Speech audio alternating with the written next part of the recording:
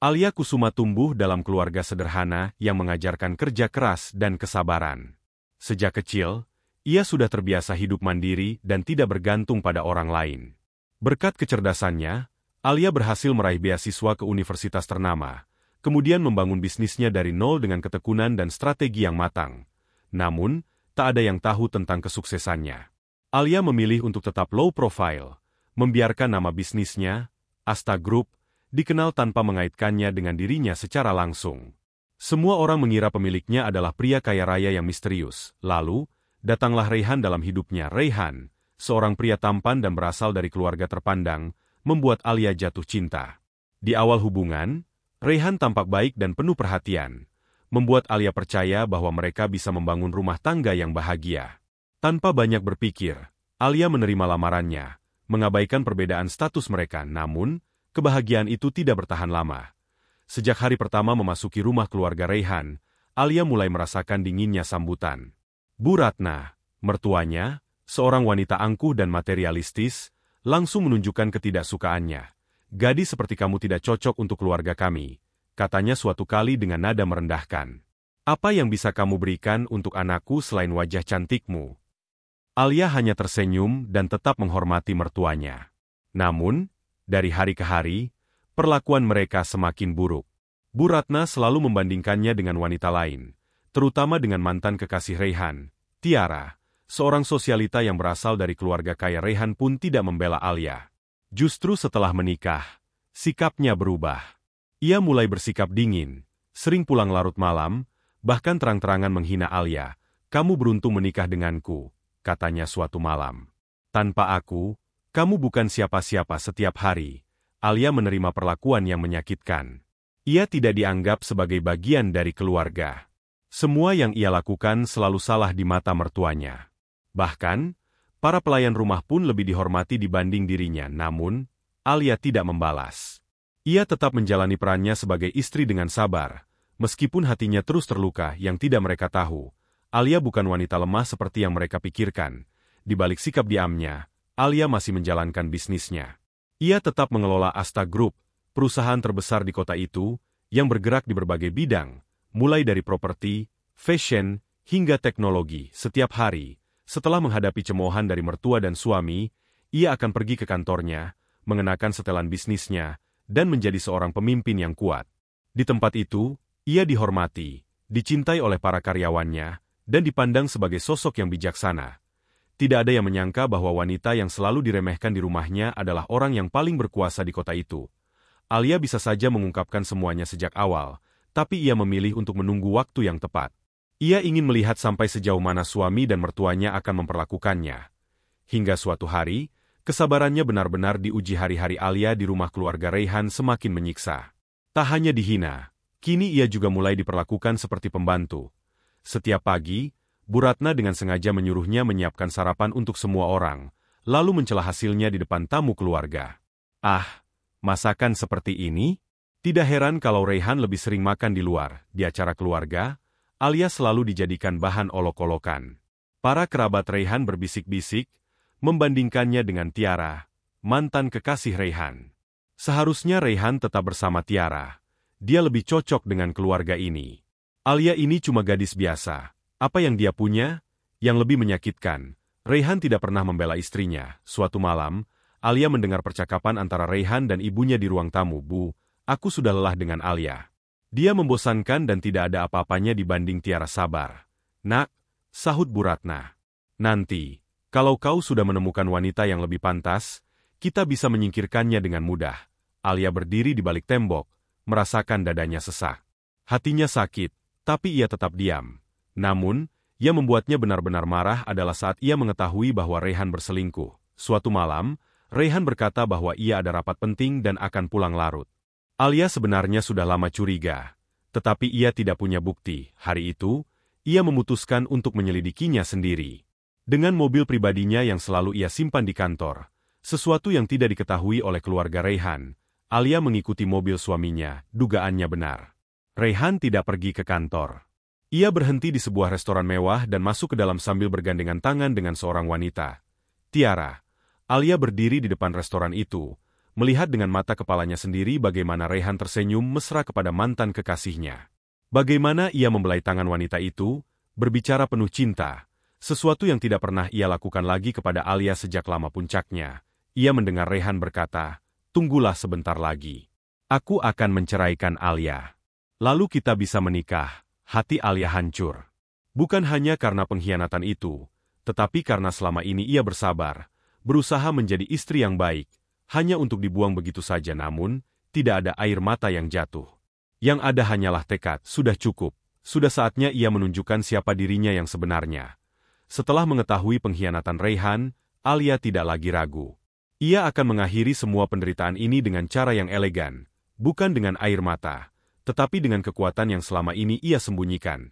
Beberapa hari kemudian, Alia menerima undangan eksklusif dari Asta Group, perusahaannya sendiri. Acara besar itu akan mengumumkan CEO baru dan proyek ekspansi besar-besaran.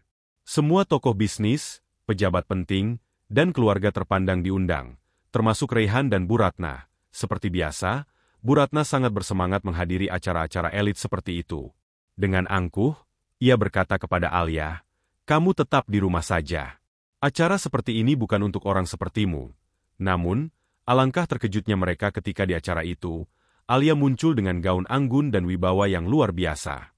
Ia duduk di deretan tamu VIP, dikelilingi oleh para pebisnis ternama yang menyambutnya dengan hormat. Raihan dan Bu Ratna yang duduk di barisan belakang hanya bisa memandang dengan bingung.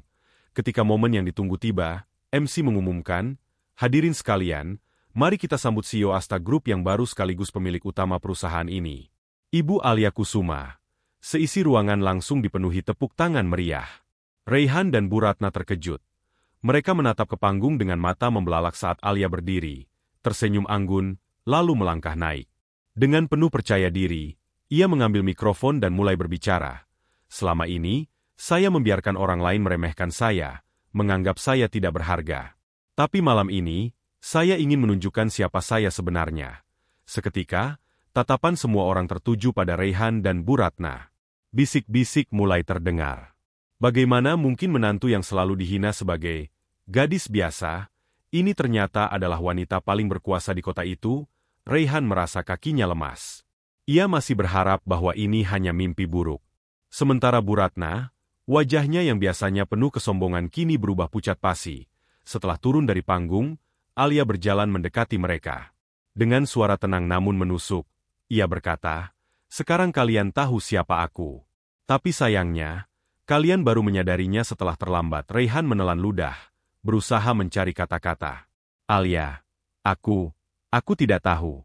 Aku bisa menjelaskan." Alia mengangkat tangan, menghentikannya. "Tidak perlu.